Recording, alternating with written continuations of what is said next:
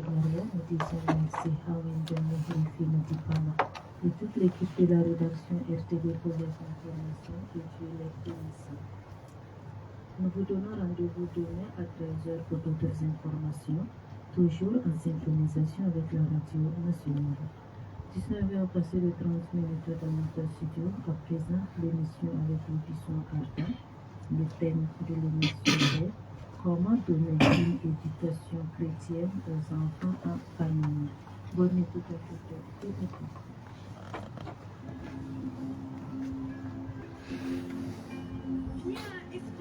tous. Les Suisses sont en regard.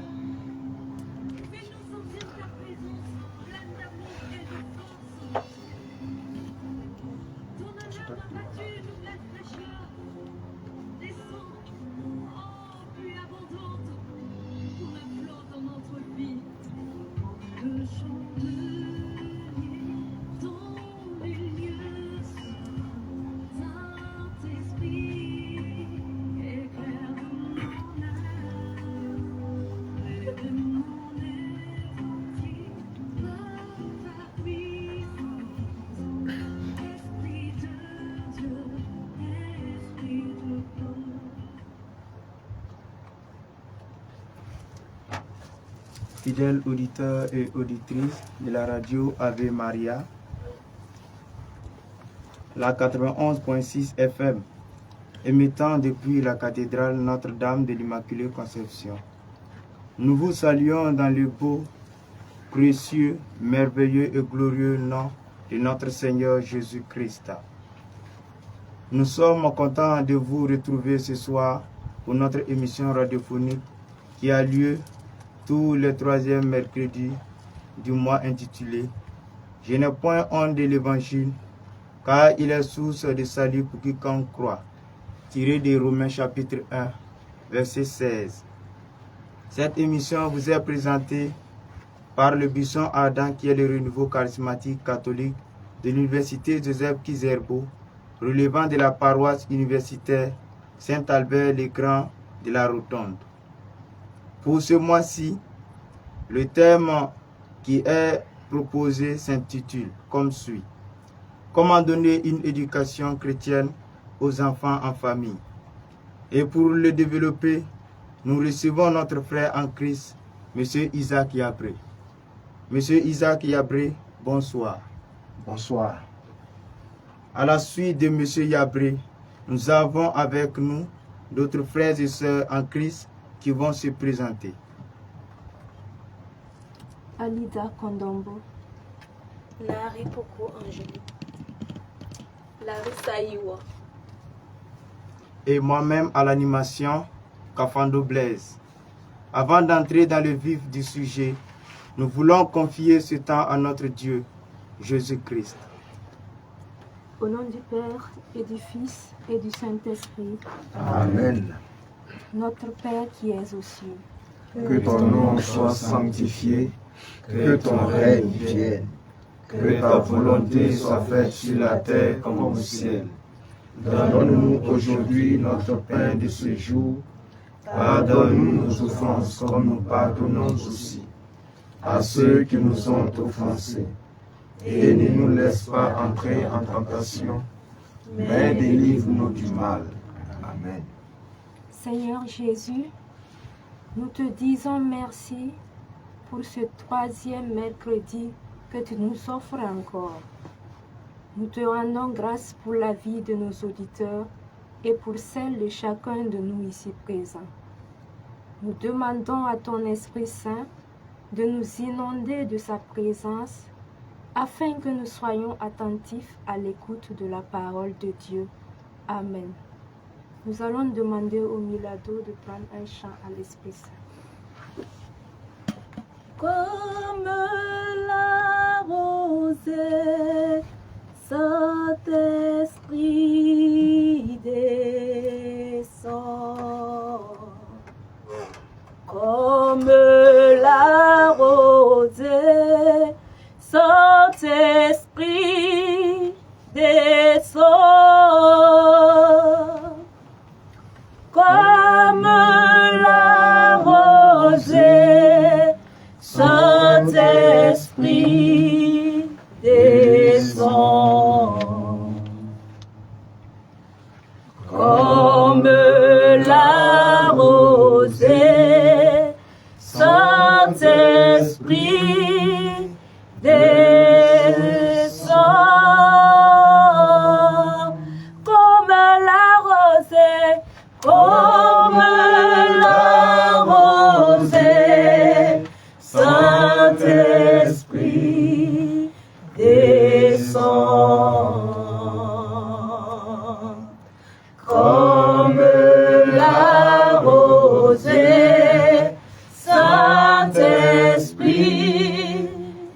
descends comme la rosée, comme la rosée.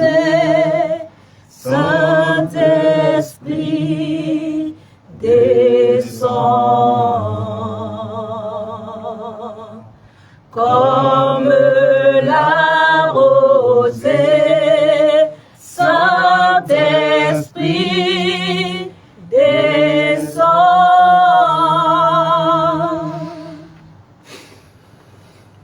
En rappel, vous êtes avec le buisson ardent pour votre émission sur le thème Comment donner une éducation chrétienne aux enfants en famille. Monsieur Isaac Yabré, vous avez la parole. Merci, frère Blaise, mon frère Blaise. Chers frères et sœurs, auditeurs et auditrices de la radio Ave Maria, un thème important nous est donné aujourd'hui en méditation. Comment donner une éducation chrétienne aux enfants en famille? Beaucoup de parents comme moi, mes frères et sœurs autour de moi, des parents en devenir, s'interrogent sur comment réussir l'éducation chrétienne des enfants que Dieu voudra bien nous confier. Surtout à cette époque du numérique et des réseaux sociaux. Et il n'est pas rare de trouver des familles où papa et maman sont pieux, ont une vie de piété exemplaire et même une vie de foi exemplaire. Mais quand on regarde derrière eux, c'est-à-dire leurs enfants, il y a un contraste saisissant. L'impiété des enfants face à la piété des parents. On se demande, qu'est-ce qui se passe? Alors, se pose la question, est-ce que quelque chose n'a pas été raté? En l'occurrence, l'éducation chrétienne. C'est une question légitime qu'il faut se poser. Et donc, comment réussir l'éducation chrétienne de nos enfants? Comment faire concrètement? Je vous propose de réfléchir donc à cette question en abordant successivement 3 points, que sont, dans un premier temps, je voudrais que nous fassions un dépistage conceptuel. Comprendre qu'est-ce que l'éducation, mais surtout qu'est-ce que l'éducation chrétienne. Deuxièmement, je voudrais revenir avec vous, frères et sœurs, auditeurs, auditrices de la radio Ave Maria, sur le rôle fondamental des parents dans l'éducation chrétienne des enfants. Et cela se fait en famille, d'abord. C'est même une mission essentielle des parents, qui est malheureusement aujourd'hui occultée. Enfin, nous verrons comment surtout faire l'éducation chrétienne. Je vais m'appuyer sur 2 ouvrages essentiellement. La première, c'est la parole de Dieu. Puis, la lettre adressée à le pape François aux familles, baptisée Amoris Laetitia. Dans ce document, justement, le pape nous donne des guidelines pour réussir l'éducation chrétienne. Et je vais y revenir vers la fin. Commençons donc par, qu'est-ce que l'éducation chrétienne? Mais avant de parler de l'éducation dans sa dimension chrétienne, c'est quoi l'éducation en général?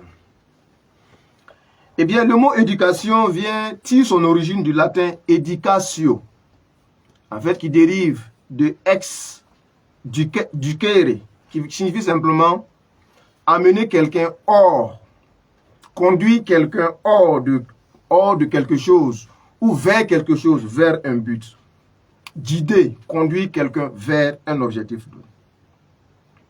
L'éducation, pour dire simplement, c'est l'action de développer un ensemble de connaissances, de valeurs morales, physiques, intellectuelles, scientifiques, techniques, qui sont considérées comme essentielles pour atteindre le niveau de culture souhaité.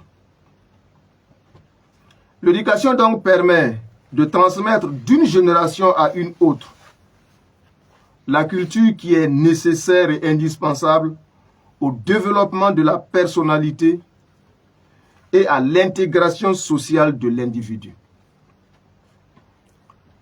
Pour schématiser les choses simplement, on dira que l'éducation s'intéresse à 4 grands domaines, que sont le savoir, le savoir-faire, l'être et le savoir-être. Je prendrai un exemple tout banal.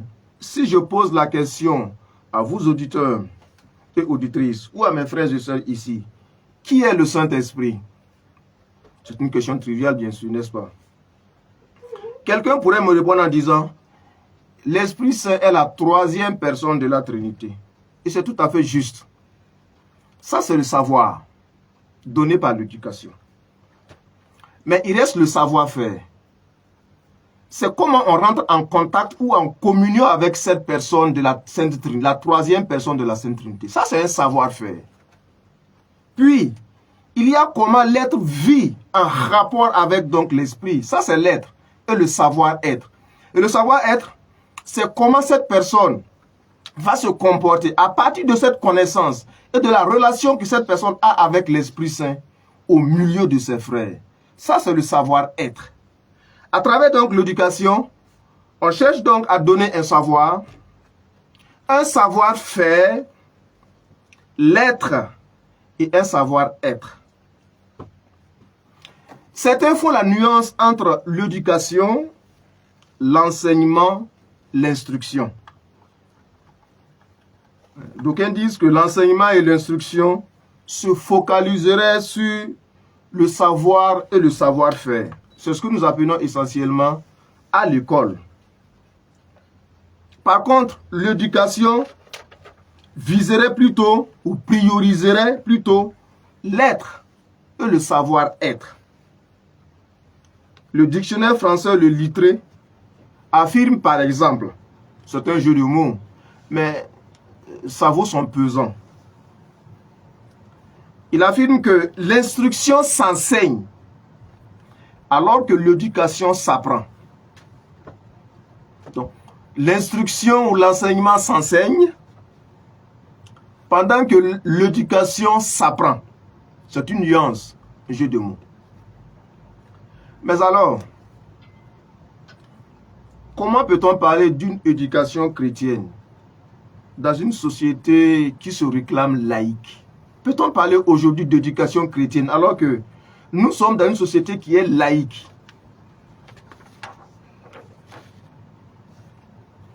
Eh bien, nous allons écouter la parole de Dieu. C'est dans Matthieu le chapitre 28, les versets 19 à 20.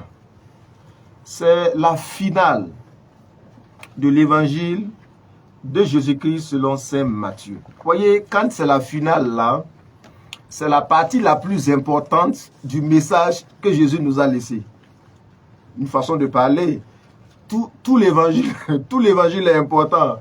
Mais là, Jésus met le doigt sur quelque chose d'essentiel. Écoutez s'il vous plaît, frères et sœurs.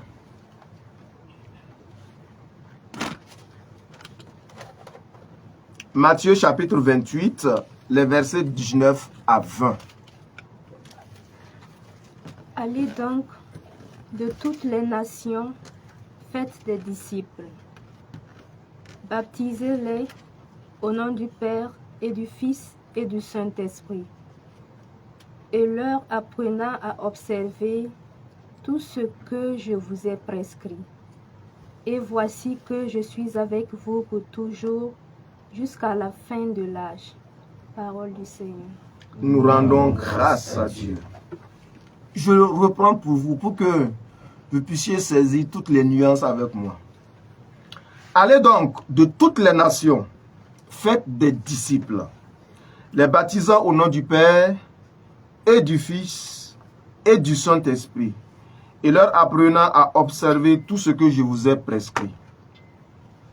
Et voici, je suis avec vous pour toujours, jusqu'à la fin du monde.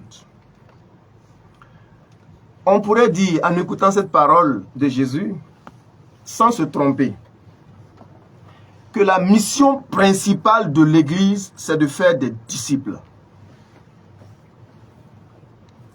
Autrement dit, pour le contextualiser en rapport avec le thème que nous développons, la mission principale de l'Église, c'est éduquer des disciples. Mais c'est ce que Jésus dit. Allez de toutes les nations, faites des disciples, en les baptisant au nom du Père et du Fils et du Saint-Esprit, et en leur apprenant à observer tout ce que je vous ai prescrit. Ça, c'est l'éducation. Et c'est la mission, telle est la mission de l'Église, éduquer des disciples, faire des disciples. Un disciple, c'est celui qui se met à la suite d'un maître. Et voici ce que déclare le Concile Vatican II dans sa déclaration sur l'éducation chrétienne. Devenus créatures nouvelles, nous parlons justement des chrétiens, en renaissant de l'eau et de l'Esprit Saint, appelés enfants de Dieu et l'étant en vérité, tous les chrétiens ont droit à une éducation chrétienne. Je répète, pour ceux qui dormaient entre-temps. Devenus créatures nouvelles, en renaissant de l'eau et de l'Esprit Saint, appelés enfants de Dieu et l'étant en vérité. Nous sommes appelés enfants de Dieu et nous le sommes, dit Saint Jean, nous le sommes vraiment. Le Concile dit tous les chrétiens ont droit à une éducation chrétienne. Et le Concile va préciser justement quel est le contenu et qu'est-ce qui est visé au travers de l'éducation chrétienne. Je les cite rapidement pour vous. Cherche à introduire donc l'éducation chrétienne, à introduire pas à pas dans la connaissance du mystère du salut. Entendez mystère du salut, la vérité de la foi qui nous est révélée à travers donc la parole de Dieu. Donc, dans une éducation chrétienne, on cherche donc à amener l'individu, la personne qu'on éduque, à entrer dans la connaissance de ce mystère d'amour de Dieu avec les hommes. De devenir chaque jour plus conscient du don de foi reçu. Souvent, nous n'imaginons pas assez la grâce qui nous est faite d'être croyants. Et il faut prendre conscience que nous avons reçu un immense don du Seigneur. C'est la foi que nous avons reçue.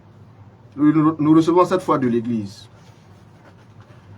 L'éducation également cherche à apprendre à adorer le Père en esprit et en vérité. Par l'éducation, on cherche surtout à transformer l'individu par l'action liturgique pour qu'il mène une vie personnelle selon l'homme nouveau, dans la justice et la sainteté de la vérité. Nous allons écouter le texte de notre grand frère Saint Paul aux Éphésiens. C'est au chapitre 4, les versets 22 à 24. À savoir qu'il vous faut abandonner votre premier genre de vie et dépouiller le vieil homme qui va se corrompre au fils des convoitises décevantes, pour vous renouveler par une transformation spirituelle de votre jugement et revêtir l'homme nouveau qui a été créé selon Dieu dans la justice et la sainteté de la vérité. Parole du Seigneur. Nous rendons grâce à Dieu. C'est cette transformation qui est attendue par l'éducation pour l'homme à qui on donne donc cette éducation chrétienne. Puis, le Concile dira que par l'éducation, on cherche donc à devenir l'homme parfait à la statue du Christ, qui réalise la plénitude du Christ. c'est devenir des autres Christ, devenir des Christ. Par l'éducation, on cherche à apprendre à apporter, que l'individu puisse apporter sa contribution à la croissance du corps mystique qu'est l'Église. C'est par l'éducation chrétienne qu'on apprend déjà aux enfants à participer à la vie de l'Église. Parce que l'Église, c'est vous et moi, c'est le peuple de Dieu. Quand on dit souvent Église, on pense aux évêques, aux prêtres, aux sœurs, aux catéchistes. Or, c'est une façon déformée de voir l'Église. L'Église, c'est d'abord toi et moi. C'est nous, peuple de Dieu. Enfin, par l'éducation, dit le Concile, on apprend également à l'individu à rendre témoignage de l'espérance qui habite en lui. C'est confère 1 Pierre 3, verset 15. N'allons pas lire le verset. Pierre dit, nous devons rendre compte à quiconque nous demande de l'espérance qui habite en nous. Nous ne sommes pas devenus chrétiens parce que on n'avait pas d'autre choix. On avait d'autres choix, mais on a choisi le Christ parce que nous savons que c'est le meilleur choix. Il n'y en a pas d'autre. Puis enfin, par l'éducation chrétienne, l'individu donc cherche à transformer le monde selon l'évangile et pas les valeurs de l'évangile. Pour résumer, frères et sœurs, par l'éducation chrétienne, on cherche donc à transformer le cœur de l'homme ou de l'enfant. Et vous savez, le cœur, quand je parle du cœur, je ne parle pas du cœur biologique, le cœur qui bat du côté gauche du corps, non. Je parle du cœur comme le centre de la personne, où tout se forme, pensée, décision, sentiment et discours. Le cœur de l'homme, c'est ce que l'homme est, au-delà de toutes les apparences. Voyez, quand vous vous enfermez dans votre chambre, c'est ce que nous demande le Seigneur. Quand tu veux prier, retire-toi dans ta chambre, ferme la porte. En ce moment-là, tu descends dans ton cœur. Tu n'es plus à l'extérieur, il faut descendre à l'intérieur. C'est de ce cœur-là que je veux parler. Et c'est dans ce cœur-là que l'homme noue une relation vraie avec le Seigneur. Le cœur, c'est vous en vérité. Dit tout coup, le cœur, c'est l'intérieur de l'homme qui est distinct de l'extérieur. Voyez, ce que nous sommes, ce que nous paraissons est extérieur, mais ce que nous sommes vraiment est intérieur. Eh bien, il y a bien donc éducation chrétienne qui est un droit pour tous les disciples de Jésus-Christ. Et à nos enfants, il leur faut cette éducation chrétienne qui doit être la tâche prioritaire des parents. C'est ce que nous allons voir maintenant dans la deuxième partie. Le rôle des parents et de la famille en général dans l'éducation chrétienne. Nous venons de comprendre que l'éducation est un droit pour les enfants, mais c'est aussi un devoir pour les parents. Et le pape François, dans Amoris Laetitia, c'est le numéro 259, dit ceci. Les parents influent toujours sur le développement moral de leurs enfants, en bien ou en mal. Par conséquent, ce qui convient, c'est qu'ils acceptent cette responsabilité incontournable et l'accomplissent de manière consciente, enthousiaste, responsable, raisonnable et appropriée. Donc, d'une manière ou d'une autre, les parents vont influencer la vie de leurs enfants. Le pape dit, prenons-en conscience. Pour ne pas l'influencer à mal, il faut donc leur donner l'éducation chrétienne. Nous sommes souvent dans des contextes où on entend dire, oh, nous sommes une société laïque. Il faut laisser les enfants grandir. Quand ils vont grandir, ils choisiront ce qu'ils voudront bien faire de leur vie. Quelle erreur! comme si l'enfant peut décider à partir du néant. Il va juste à partir du néant décider ce qu'il va devenir dans l'avenir. Frères et sœurs, les choix que nous faisons aujourd'hui sont toujours fondés sur les valeurs que nous portons en nous. Disons-le haut et fort, si les parents n'assument pas leur responsabilité d'éducateur, d'autres le feront à leur place. Et malheureusement, c'est contre nos enfants, contre l'intérêt de nos enfants. L'éducation est donc un devoir pour les parents. Et voici ce que dit le Concile Vatican II, justement. Les parents, parce qu'ils ont donné la vie à leurs enfants, ont la grave obligation de les élever. Et à ce titre, ils doivent être reconnus comme leurs premiers et principaux éducateurs. Le Concile continue en disant, le rôle éducatif des parents est d'une telle importance qu'en cas de défaillance de leur part, il peut être difficilement supplié. S'il y a défaillance des parents dans l'éducation, il y a défaillance tout simplement dans l'éducation. Il y a défaillance simplement dans la société. Parce que le rôle non joué des parents ne pourra être rattrapé. C'est aux parents, dit le Concile, en effet, de créer une atmosphère familiale animée par l'amour et le respect envers Dieu et les hommes, telle qu'elle favorise donc l'éducation totale, personnelle et sociale de leurs enfants. La famille est donc la première école des vertus sociales dont aucune société ne peut se passer. Frères et sœurs, ce serait se mentir ou se leurrer en disant « laissons nos enfants quand ils vont grandir, ils vont choisir ». Il faut leur donner les rudiments de bien choisir. Et le meilleur rudiment que nous pouvons leur donner, c'est l'éducation chrétienne, frères et sœurs. Mieux, voyez le sacrement du mariage que reçoivent les conjoints. Peut-être qu'on ne l'explique pas suffisamment aux nouveaux mariés.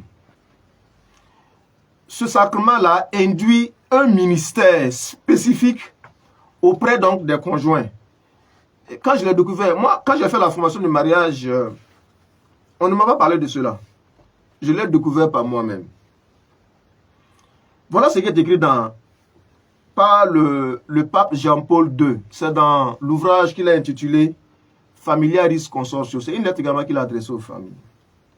Il dit, par le sacrement du mariage, la mission éducative des parents est élevée à la dignité et à la vocation d'un ministère authentique de l'Église, au service de l'édification de ses membres. En fait, le travail d'éducation des parents est élevé au rang d'un ministère. Quand on dit ministère dans l'Église, nous savons à peu près de quoi il s'agit. C'est un service spécifique que Dieu confie à quelqu'un avec les grâces y associées pour accomplir ce ministère. Ce ministère éducatif des parents est si grand et si beau que saint Thomas d'Aquin, le grand théologien saint Thomas d'Aquin, le compare même au ministère des prêtres. Il dit ceci. Certains propagent et entretiennent la vie spirituelle par un ministère uniquement spirituel. Et cela revient au sacrement de l'ordre. C'est le sacrement par lequel les prêtres sont institués, avec la grâce qui va avec, pour servir le peuple de Dieu. Mais il dit, d'autres le font pour la vie, à la fois corporelle et spirituelle. Et cela se réalise par le sacrement du mariage, dans lequel l'homme et la femme s'unissent pour engendrer des enfants et leur enseigner le culte de Dieu. C'est saint Thomas d'Aquin, s'il vous plaît. Ce que je voudrais dire ici pour conclure, sur la responsabilité fondamentale des parents. C'est en même temps une interpellation pour toute notre Église. Pour vous, frères et sœurs qui m'écoutez à travers les ondes de la radio Ave Maria. Les espaces de formation à l'endroit des éducateurs et des futurs éducateurs, c'est-à-dire les parents, sont réduits. Comme je l'ai dit, l'éducation des enfants est évoquée sommairement dans la formation au mariage. Ça s'arrête là. Or, nous venons d'entendre Saint Thomas. Et l'Église même met le sacrement du mariage et de l'ordre dans les sacrements de vocation. C'est-à-dire qu'ils sont au même niveau. L'un pour servir la communauté. Et quand on se marie, c'est pour se mettre au service de son conjoint et de ses enfants. Or, au regard de son importance, je parle de l'éducation chrétienne, pour notre société aujourd'hui, pour notre Église, je pense qu'il y a un vide à combler. En termes de formation, pour que nos parents ou les futurs parents puissent assumer pleinement ce rôle d'éducateur dans notre société. Par ailleurs, j'entends souvent des parents dire nous, on a été éduqués de cette façon et on veut reproduire le même chemin sur ses propres enfants. En fait, ils veulent bien faire, mais ils passent à côté. Parce que simplement, ce que vous avez reçu hier n'est peut-être pas ce qui est adapté pour aujourd'hui. Il y a besoin de réajuster les choses. Les époques ont évolué. Et le pape François disait, c'est dans le numéro 260 de Amoris Laetitia, la famille doit réinventer ses méthodes et trouver des nouvelles ressources. Vous voyez, quand j'étais encore tout jeune, il n'y avait pas les réseaux sociaux, Facebook, WhatsApp, que sais-je encore, Twitter, Instagram. Aujourd'hui, par ces moyens-là, beaucoup de personnes instruisent ou éduquent vos enfants derrière vous, chez vous à la maison. Donc, il faut trouver des voies et des moyens modernes également, adaptés au contexte actuel. Si bien que de nombreux parents, comme vous et moi, nous avons besoin nous-mêmes d'être éduqués pour pouvoir être de vrais éducateurs. L'émission que nous tenons aujourd'hui est peut-être un moyen, mais je pense qu'il est insuffisant. Au regard de la noblesse de la tâche que nous confie l'Église comme parents et éducateurs. Eh bien, avant d'aborder donc la dernière partie, et je crois qui est le centre de nos échanges, parce que c'est le comment faire pour faire une éducation chrétienne, je voudrais que nous puissions prendre une pause musicale. Nous allons demander au Saint-Esprit, parce que c'est une tâche qui dépasse peut-être la mesure humaine, nous allons nous recommander à la grâce de l'Esprit, qui est capable de supplier nos défaillances d'hommes, pour nous permettre donc de réaliser ce ministère à la dimension même de Dieu. Ô Esprit de Dieu, je t'appelle comme à la Pentecôte. Viens me saisir, oh la rouaille, je t'appelle comme à la Pentecôte.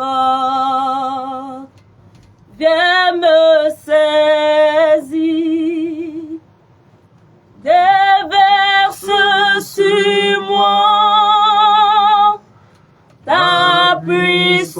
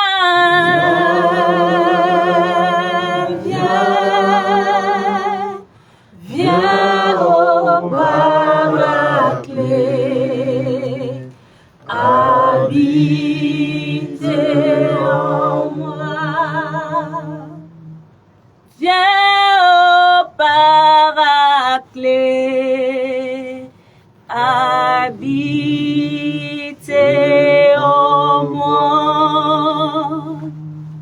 Viens, ô Shekinah, habitez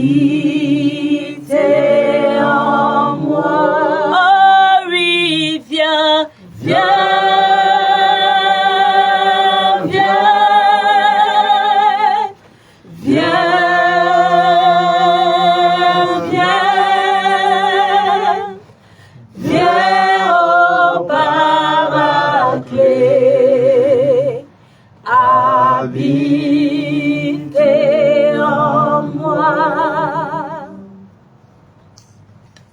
Frères et sœurs, nous voilà donc de retour.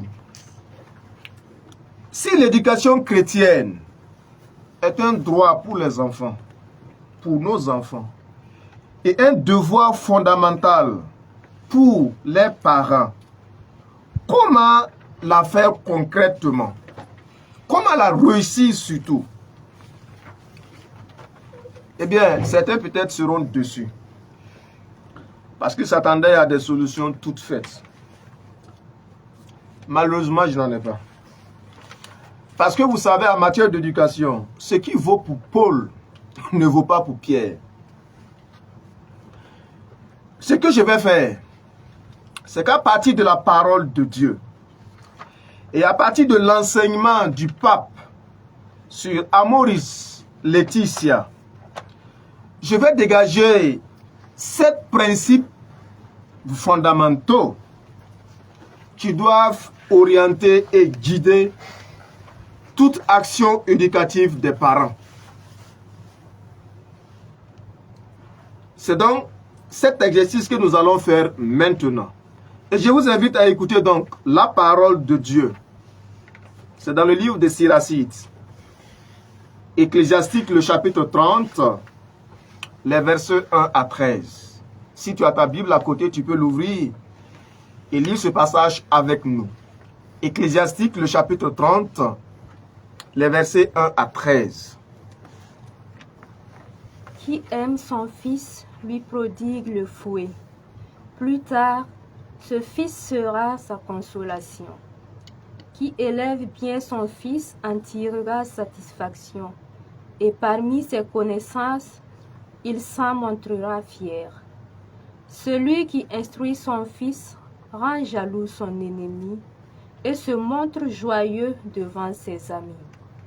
Qu'un père vienne à mourir, c'est comme s'il n'était pas mort, car il laisse après lui un fils qui lui ressemble. Vivant, il a trouvé la joie dans sa présence. Devant la mort, il n'a pas eu de peine. Contre ses ennemis, il laisse un vengeur. Et pour ses amis, quelqu'un qui lui rende leur bienfait. Celui qui gâte son fils pansera ses blessures.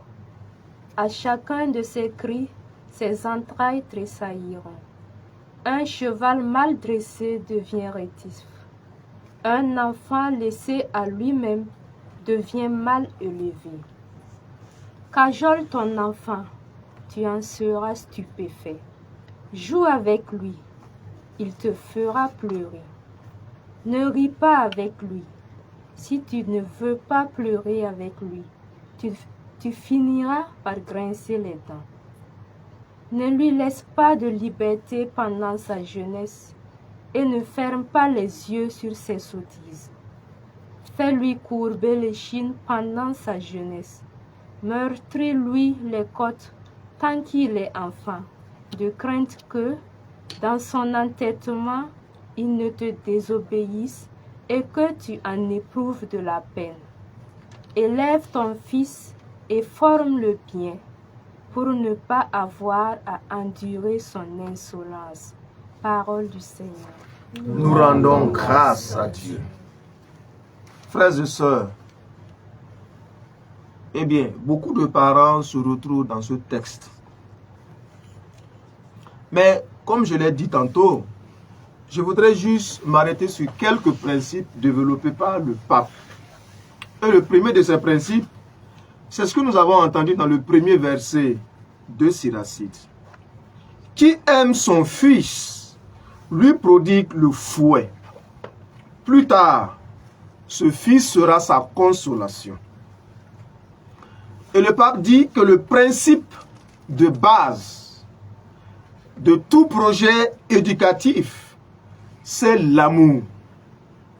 L'amour non seulement reçu de Dieu le Père, mais l'amour également partagé en famille.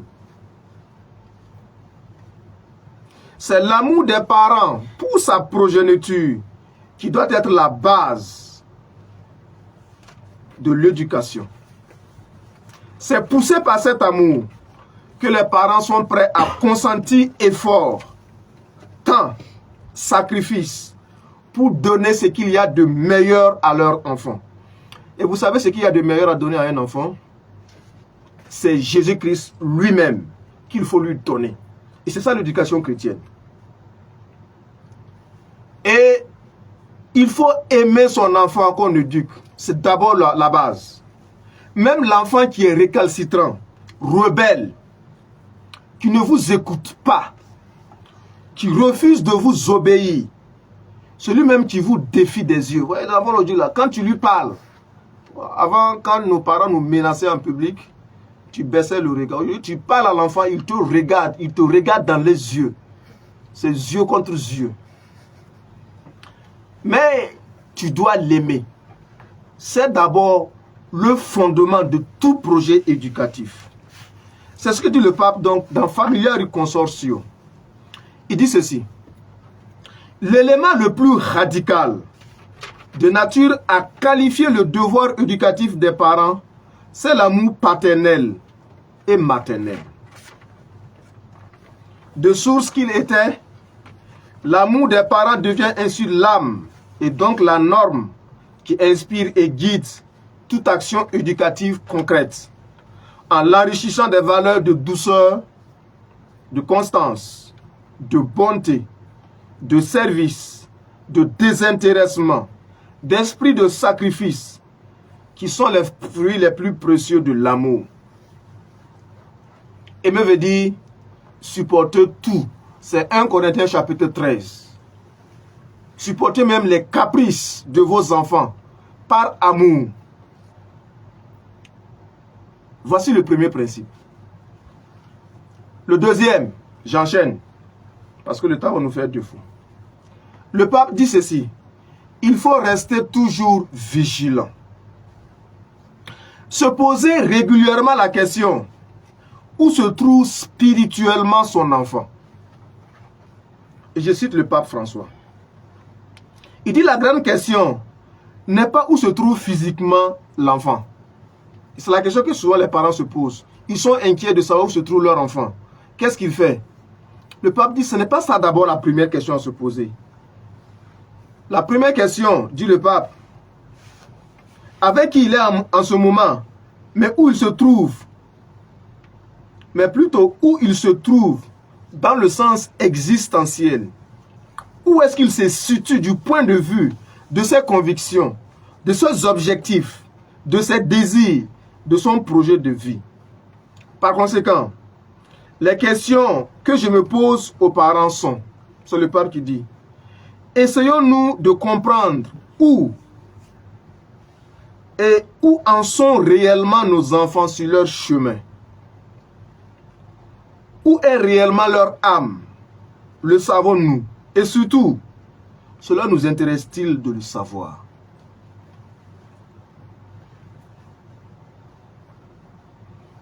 Mais, en même temps qu'on se pose la question sur la situation exacte de ce que vit notre enfant dans son intimité avec Dieu, la famille aussi a besoin de se demander à quoi les enfants sont exposés. Voilà pourquoi elle ne doit jamais éviter de s'interroger sur ceux qui sont chargés de leur divertissement, de leur loisir, ceux qui entrent dans leur chambre, surtout à travers les écrans, sur ceux à qui ils confient leurs enfants, qui les guident dans leur temps libre. Voyez, certains parents ne savent même pas qui sont les amis de leurs enfants. D'où viennent-ils? On n'a même pas le temps pour se préoccuper de ces questions-là.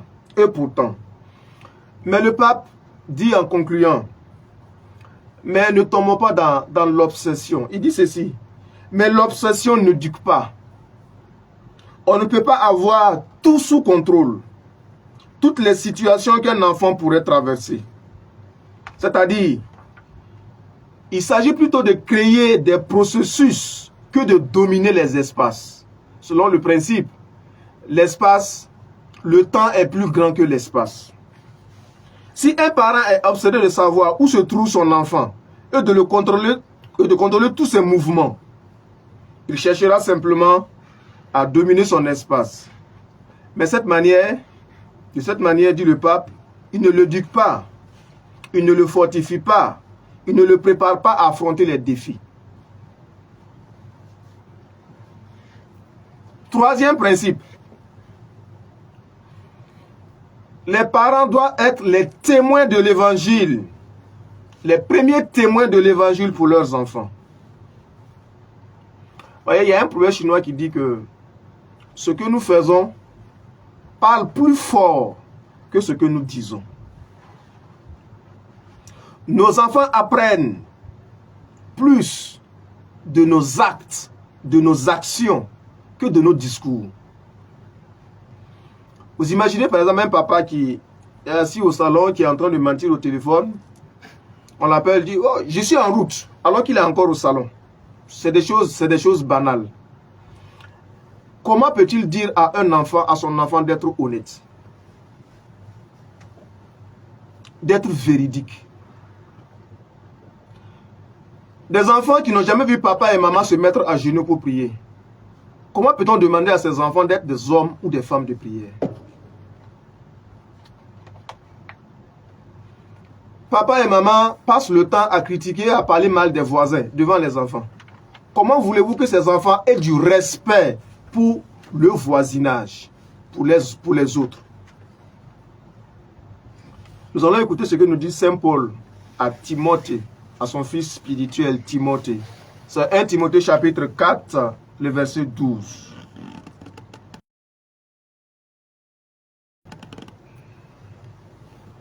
Que personne ne méprise ton jeune âge. Au contraire, montre-toi un modèle pour les croyants, par la parole, la conduite, la charité, la foi, la pureté. Parole du Seigneur. Nous rendons grâce à Dieu. Moi, je l'adapte en disant, toi parent, toi maman, sois modèle pour tes enfants par ta parole, par ta conduite, ta charité, ta foi et ta pureté. Parce que c'est ce que ton enfant voit et c'est de ça qu'il va apprendre en premier. Et le pape nous dit toujours que la famille doit être le lieu où l'on enseigne à percevoir les raisons et la beauté de la foi, à prier et à servir le prochain. C'est le premier site de catéchèse pour l'enfant. C'est vrai, la foi est un don de Dieu. Mais, vous voyez, quand on donne le baptême aux enfants, on insiste pour dire que cette foi est donnée à l'enfant, mais il est donné sur la base de la foi des parents et marraines. C'est à eux d'entretenir cette foi. Et j'ai l'impression aujourd'hui dans l'Église que l'on prend à la légère la mission confiée aux parrains et marraines. Chaque année, je reçois souvent les parrains et marraines pour leur dire, il ne s'agit pas pour eux de payer des caisses de Beaufort ou des poulets pour la célébration du baptême ou de quel sacrement encore, que sais-je. Il s'agit pour eux d'abord d'aider les filles à grandir et à maintenir leur foi et à grandir dans la foi. C'est ça leur mission principale. Quatrième principe, éduquer à la patience. Le pape dit, en ces temps où règne l'anxiété, la vitesse technologique, une tâche très importante des familles est d'éduquer à la patience. La patience sous ces deux aspects. La patience d'abord des parents à l'égard de leurs enfants. Il faut être patient.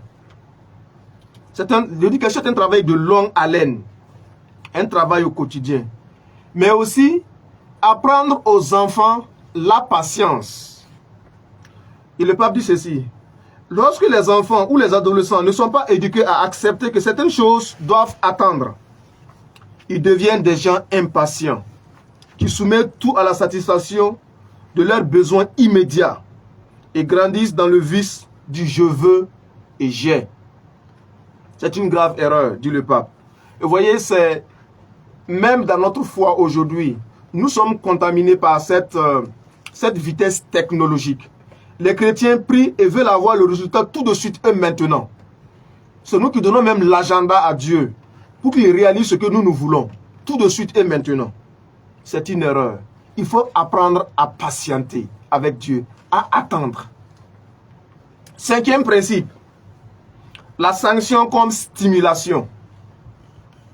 Et le pape dit ceci, il est indispensable de sensibiliser l'enfant ou l'adolescent afin qu'il se rende compte que ces mauvaises actions ont des conséquences.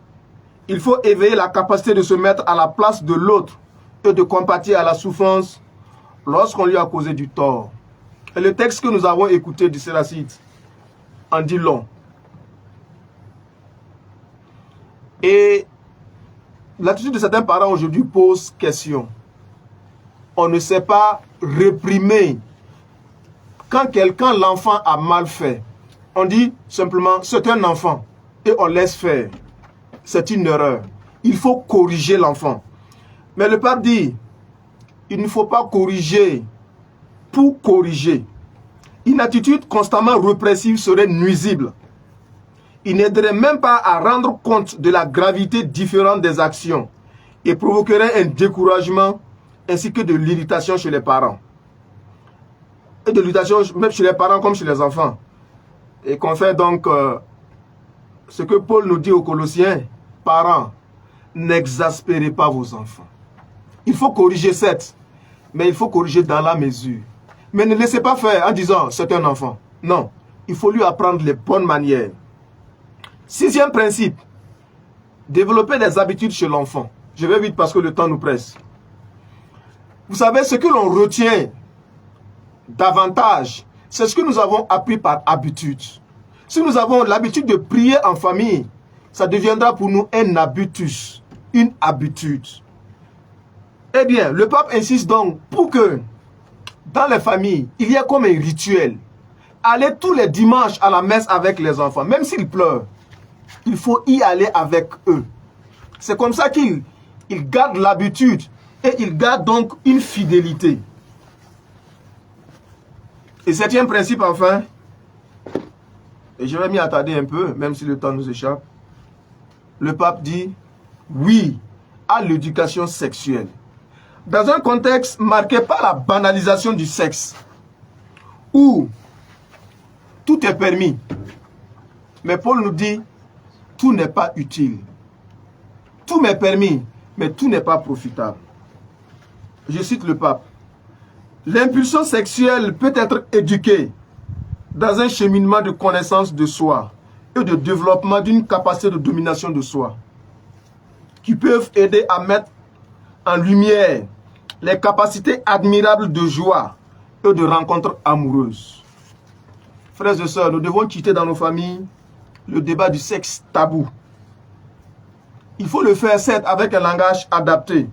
De toute manière, si les parents ne le font pas, eh bien, il y a d'autres espaces qui le feront. Mais comme je l'ai dit, c'est au détriment de nos enfants. Eh bien, nous devons conclure. Il est temps. Il y a beaucoup à dire.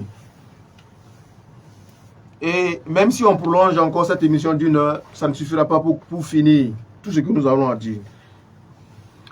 Mais nous avons voulu à travers donc cet échange raviver la prise de conscience de l'importance de l'éducation chrétienne de nos enfants aujourd'hui. Il faut l'affirmer. Nous devons donner une éducation chrétienne à nos enfants. Et avec le pape François, nous avons compris qu'il n'est jamais trop tard pour repartir sur de bonnes bases. Il ne faut surtout pas désespérer, même si les choses ne se passent pas comme nous souhaitons. Avec les 7 principes que je vous ai cités, inspirés donc du document du pape François, nous avons des rudiments pour travailler. Et la grâce de notre Seigneur Jésus-Christ et surtout l'intercession de Marie, notre mère, en ce mois qui lui est consacré, nous aidera certainement à donner ce qu'il y a de meilleur à nos enfants, l'éducation chrétienne. Que l'Esprit de Dieu aide chaque parent, chaque père, chaque mère dans cette tâche, dans ce ministère noble.